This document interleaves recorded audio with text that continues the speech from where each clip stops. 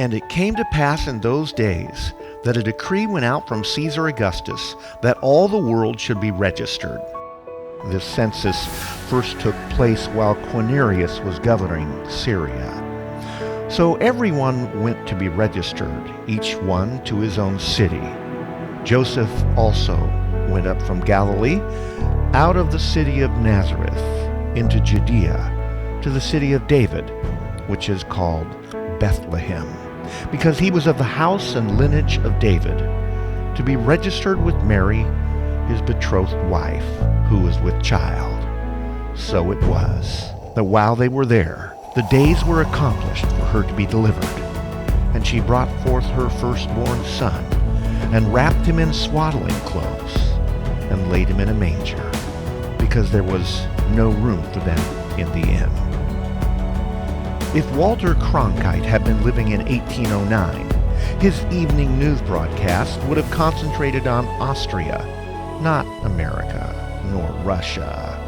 The attention of the entire world was on Napoleon as he swept across helpless hamlets like fire across a Kansas wheat field. Nothing else was half as significant on the international scene. The broad brush strokes on the historian's canvas give singular emphasis to the bloody scenes of tyranny created by that diminutive dictator of France. From Trafalgar to Waterloo, his name was a synonym for superiority. At that time of invasions and battles, babies were being born in Britain and America.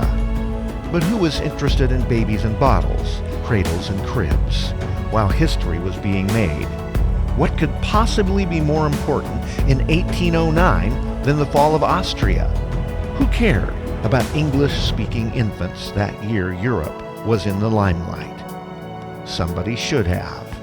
That was a very good year for a veritable host of thinkers and statesmen who drew their first breath in 1809. William Gladstone, one of England's greatest prime ministers, was born in Liverpool. Alfred Tennyson, the great English poet, began his life in Lincolnshire.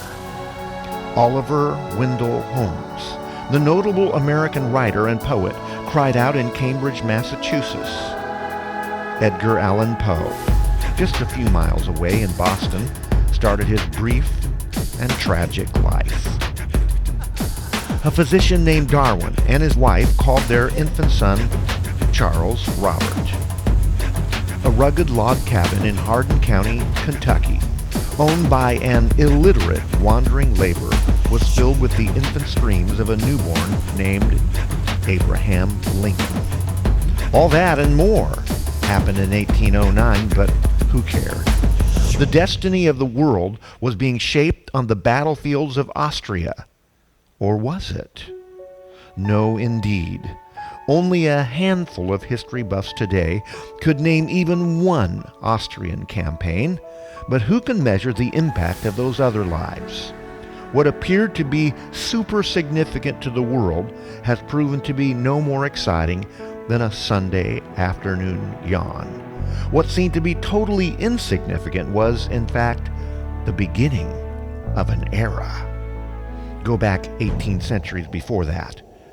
Who would have cared about the birth of a baby while the world was watching Rome in all her splendor? Bounded on the west by the Atlantic, on the east by the Euphrates, on the north by the Rhine, on the south by the Sahara Desert, the Roman Empire was as vast as it was vicious. Political intrigue, racial tension, increased immorality, and enormous military might occupied everyone's attention and conversation. Palestine existed under the crush of Rome's heavy boot. All eyes were on Augustus, the cynical Caesar who demanded a census to determine a measurement to enlarge taxes. At that time, who was interested in a couple making an 80-mile trip from Nazareth to Bethlehem? What could possibly be more important than Caesar's decisions in Rome? Who cared about a Jewish baby born in Bethlehem? God did. Without realizing it, mighty Augustus was only an errand boy for the fulfillment of Micah's prophecy. A pawn in the hand of Jehovah, a piece of lint on the pages of prophecy. While Rome was busy making history, God arrived.